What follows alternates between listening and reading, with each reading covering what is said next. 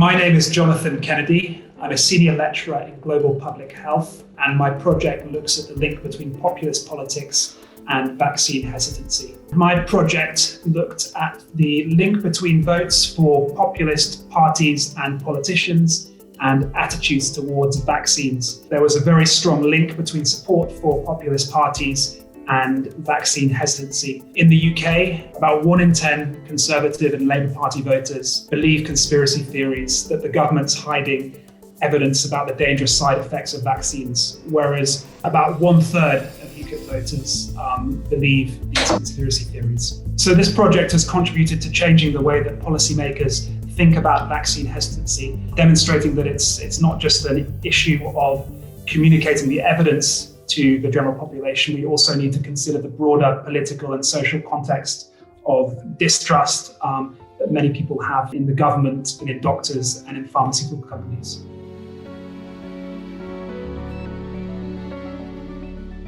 My name's Michelle Barrett, and I've actually just retired, and I was a Professor of Modern Literary and Cultural Theory in the English department at Queen Mary. This project was about commemoration after the First World War. I discovered that the policy of equality in death, which meant that whether you were a low-ranking private or a field marshal, you were treated equally in death. That much admired policy only occurred on the Western Front, and that when it came to casualties outside Europe, that egalitarianism simply didn't apply. In 2019, we made a documentary film about what had happened in East Africa, which was called Unremembered. It was launched in the House of Commons, and a formal apology was delivered by the Minister for Defence. So it was a public apology and a commitment to putting things right in the House of Commons. And it was also debated in the House of Lords, and the Prime Minister even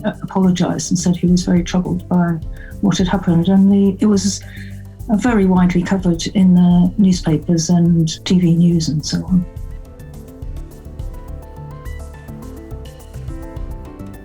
My name is Robert Saunders. I'm a reader in modern history, and I specialise in the history of British politics. So what I've tried to do is to use things like journalism and podcasting and social media to inject some historical understanding into the way that we talk about the big issues of British politics. So Jacob Rees-Mogg, on Question Time a couple of years ago, made a series of claims about British concentration camps during the Boer War. So I wrote a Twitter thread in which I went through those claims and talked about why the camps existed and the military purposes behind them. And that got an extraordinarily high take-up. I think it got something like 3 million impressions on Twitter, 90,000 engagements. If we are going to bring in historical case studies like Britain's imperial practices, we have to make sure that this is accurate, and then what conclusions people draw from that is entirely a matter for them. I don't think it's my job to tell anybody how to run the country, but I do think that historians can help people to use the past to have a more informed debate about the present and the future.